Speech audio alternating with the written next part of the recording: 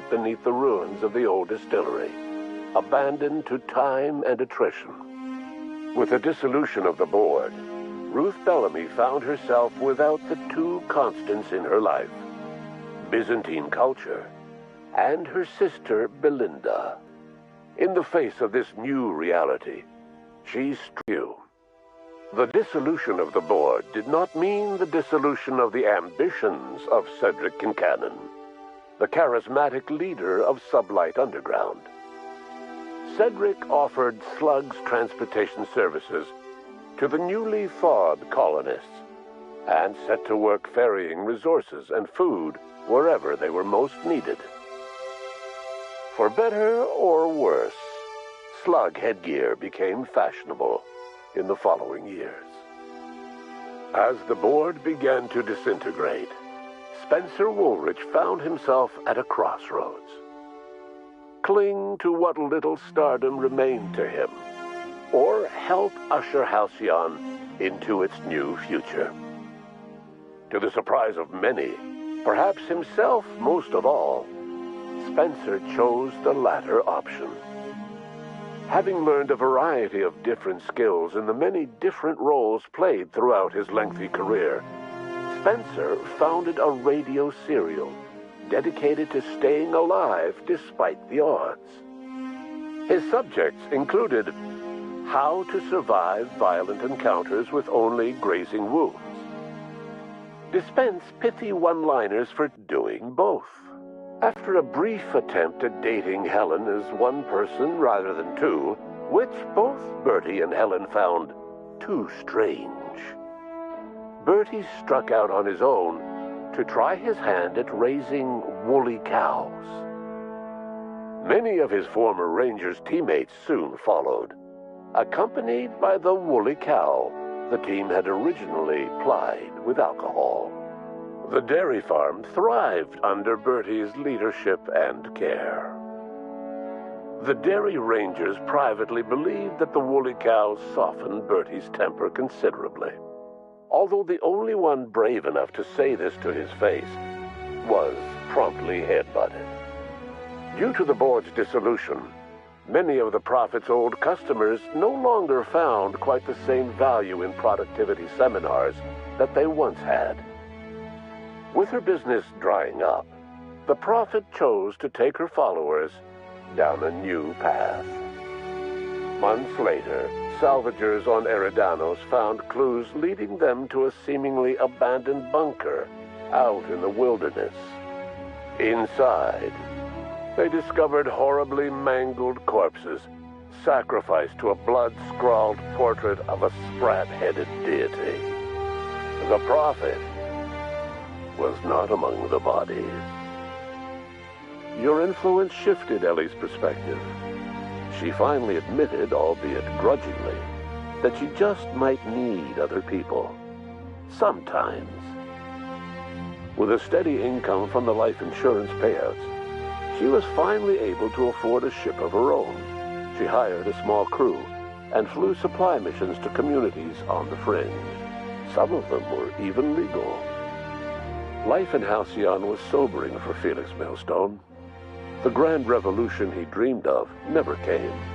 There was no great awakening for the colony, no celebrations in the streets. There was only the hard, desperate work of trying to repair a broken colony. Felix, he was there to help. Eventually, Felix realized that the work of a revolution was done with two hands. As much as he enjoyed his adventures aboard the Unreliable, the vicar, known as Max, eventually decided that it was time to move on, to live out the life he had sought so long to create. He knew there were many in the colony who carried burdens much worse than the ones he had struggled with, and he devoted himself to easing their suffering wherever he could. He by name, and in no time, she was a fixture in the Groundbreaker's mechanical ecosystem. She and Junlei were never far apart.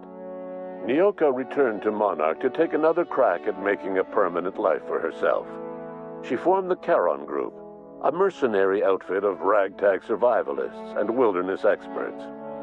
Anyone in need of a guide, or just looking to throw back a beer and swap stories, could find her camping on the trail or clearing an infestation. The SAM unit that accompanied you spread awareness of the product line's superior sanitation and maintenance capabilities across what was left of the country. He threw his considerable efforts and talents into helping Halcyon manage the crisis before it. It was widely suspected that Sophia Akande was the true power behind Chairman Rockwell. However, after the riots on Tartarus, she was never again seen in the colony. Various theories circulated as to her fate.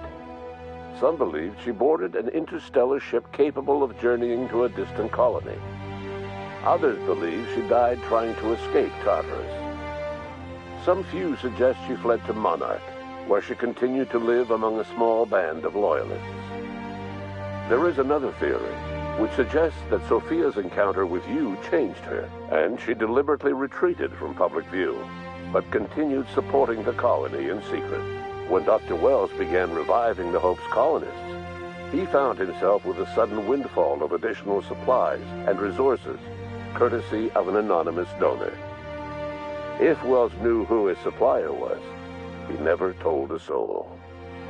Chairman Rockwell served as the public face for the changes in Halcyon to come. Whenever you needed strings pulled or a voice to sell a policy change, Rockwell was only too happy to oblige. As for Dr. Phineas Wells, he spent his remaining years in his orbital lab. He eventually came to terms with his own past and was able to forgive the mistakes of his younger self by devoting his remaining years to serving the colony.